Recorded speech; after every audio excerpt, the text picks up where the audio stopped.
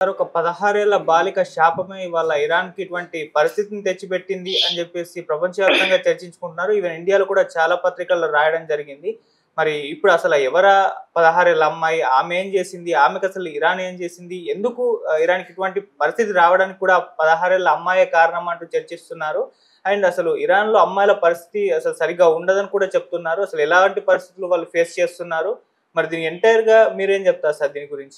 ఇప్పుడు ఒక వార్త 2 రోజుల నుంచి ఇండియన్ మీడియా విపరీతంగా హైలైట్ చేస్తుంది. అదేంటంటే ఒక 16 ఏళ్లకి బాలిక శాపమే ఇరాన్‌కి తగిలింది. అందువల్లనే ఇరాన్‌కి గడ్డు పరిస్థితి ఏర్పడింది.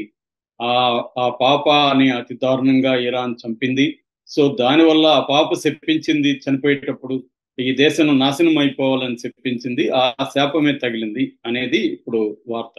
మామూలుగా మనకి ఇండియాలో ఇటువంటి నమ్మకాలు ఎక్కువ ఉంటాయి.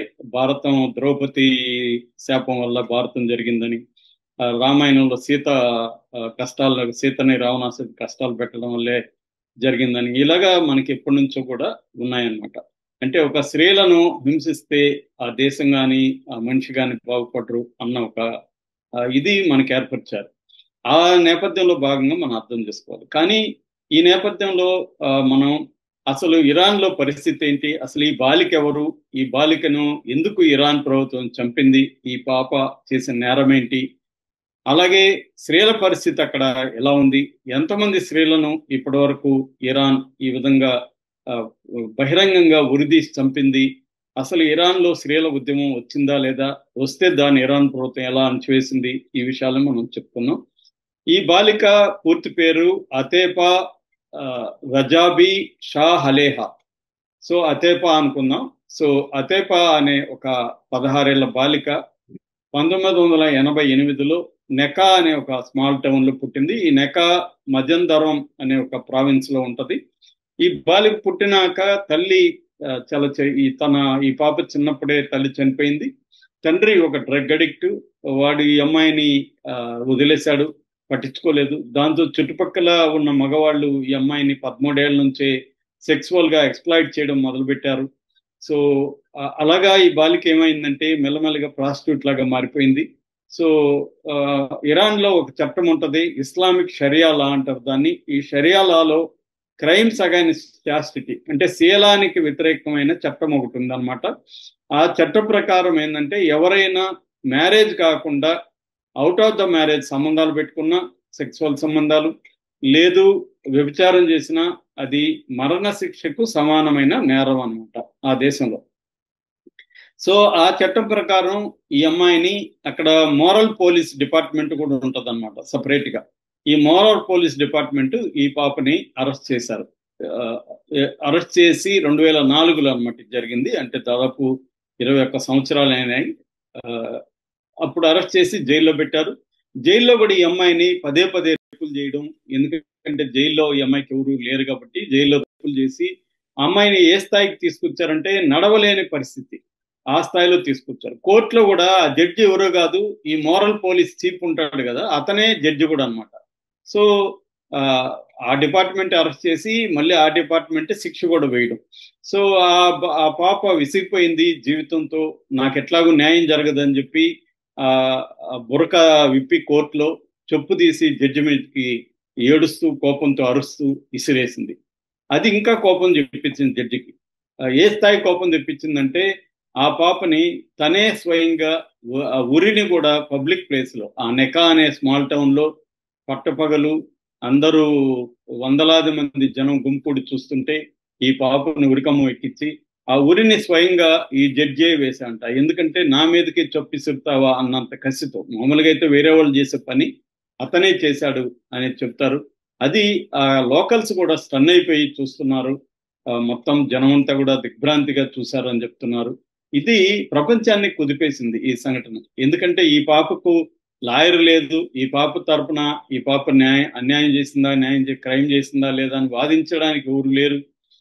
తర్వాత ఇరాన్ లో ఏంటంటే బాలికల వయస్సు క్రిమినల్ ఏజ్ అంటారు దాన్ని. ఈ క్రిమినల్ ఏజ్ 9 years అనమాట బాలికలకి, బాలురికి మాత్రం 16 ఏళ్ళు. సో అంటే మినిమం ఏజ్ అనమాట అది.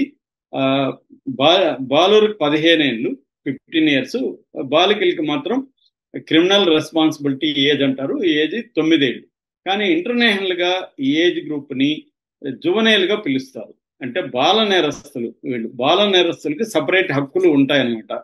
కానీ అది ఫాలో కావట్లేదు ఇరాన్ లో వేరే వీళ్ళ షరియా లా ప్రకారమే ఉంది.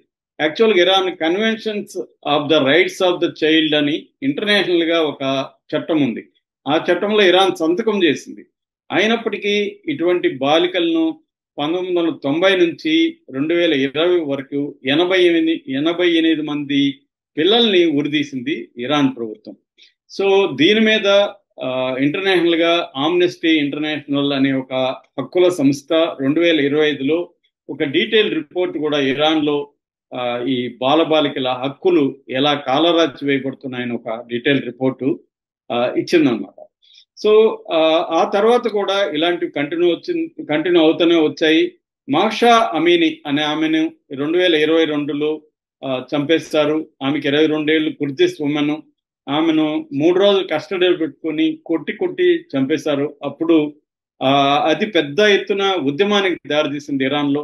2022లో ఉమెన్ లైఫ్ అండ్ ఫ్రీడమ్ పేరుతో మొత్తం దేశం అంతా బురకాలు ఇప్పి తగలబెట్టారు. మహిళలు బహిరంగ ప్రదేశాల్లోకి వచ్చి నిరసన తెలియజేశారు. దాన్ని ఉక్కుపాదంతో ఇరాన్ ప్రభుత్వం అణచేసింది.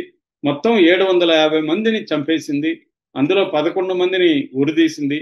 30,000 మందిని అరెస్ట్ చేసింది. ఆ ఉద్యమానికి సపోర్ట్ చేసిన ఆడవాళ్ళని, మగవాళ్ళని 30,000 మందిని అరెస్ట్ చేసింది. చాలా మంది దేశం వదిలి పారిపోయారు. అది కూడా మొత్తం ప్రపంచాన్ని కుదిపేసిన ఉద్యమం వచ్చి ఉమెన్ లైఫ్ ఫ్రీడమ్ అనే ఉద్యమం అనమాట. ఆ తర్వాత ఫేమస్ కేసు వచ్చి మరియం కరిమి 2021లో ఆమె భర్త టార్చర్ పెడుతుంటే ఆ టార్చర్కి వ్యతిరేకంగా పోరాడే క్రమంలో భర్త చనిపోతే ఈ మీద హత్య కేసు పెట్టి ఆమెను ఉరిదీయించి, ఆ ఉరి కూడా ఎవరి దగ్గర వేయించారంటే ఆమె కూతురు దగ్గరే ఉరియించారు. అది ఇంకా ఘోరం. తల్లిని కూతురే చంపినట్టుగా అయిపోయింది బహిరంగ ప్రదేశంలో. ఆ తర్వాత నర్గీస్ మొహమ్మదీ అనే ఆమెను దాదాపు 24 సార్లు జైల్లో పెట్టాడు. ఈమెకు నోబెల్ ప్రైజ్ కూడా వచ్చింది. ఇప్పటికి కూడా ఈమెను అప్పుడప్పుడు అరెస్టులు చేసి లాస్ట్ ఇయర్ కూడా అరెస్ట్ చేసి జైల్లో పెడతా ఉన్నారు అన్నమాట. ఆమె కూడా నిన్న కూడా యుద్ధానికి వ్యతిరేకంగా పిలిపిస్తూ ఒక వీడియో కూడా ఈమె చేసింది. ఇలాగా ఇరాన్ లో ఏంటంటే ఉరి శిక్షలు కూడా చాలా ఎక్కువ అనమాట. 2024లో 862 మందిని ఉరేసింది ఇరాన్ ప్రభుత్వం. అందులో 31 మంది మహిళలు ఉన్నారు. అంటే ఈ ప్రపంచంలోనే ఏ దేశము ఇంతమందిని ఒక సంవత్సరంలో ఉరేయలేదు. అది ఇరాన్ చేస్తుంది. సో ఇరాన్ లో ఈ స్థాయిలో స్త్రీల మీద అణచివేత, స్త్రీలను చంపడం ఉంది. అసలు స్త్రీ చేశారంటే కూడా సాక్ష్యం చెప్పాలంటే మళ్ళీ 4 మగవాళ్ళు సాక్ష్యం చెప్పాలంట వాళ్ళ చట్టం ప్రకారం. అప్పుడే ఆ స్త్రీ గురైనట్టుగా కోర్టు నమ్ముతుంది అనమాట. అంత అంటే ఒక ఘోరమైన అనాగరికమైన చట్టాలు, అనాగరికమైన పద్ధతులు ఇరాన్లో ఉన్నాయి. అందుకనే ఇరాన్ ఈ రకంగా నాశనం కావడానికి వాళ్ళ దేశంలో స్త్రీ శిపిస్తా ఉంది అని ఈ అమ్మాయి కథనాన్ని, ఈ అతేహ కథనాన్ని బయటికి తీసుకొచ్చి ప్రచారం చేస్తున్నారు. శాపం ఉందా లేదా పక్కన పెడితే ఈ స్థాయిలో స్త్రీలని హింసించడం మాత్రం ఇరాన్ ప్రభుత్వం ఘోర కృత్యం అని చెప్పాలి. దీన్ని ప్రపంచవ్యాప్తంగా అన్ని రకాల హక్కుల సంఘాలు కూడా ఖండిస్తున్నాయి. ఆమ్నెస్టీ ఇంటర్నేషనల్ కావచ్చు,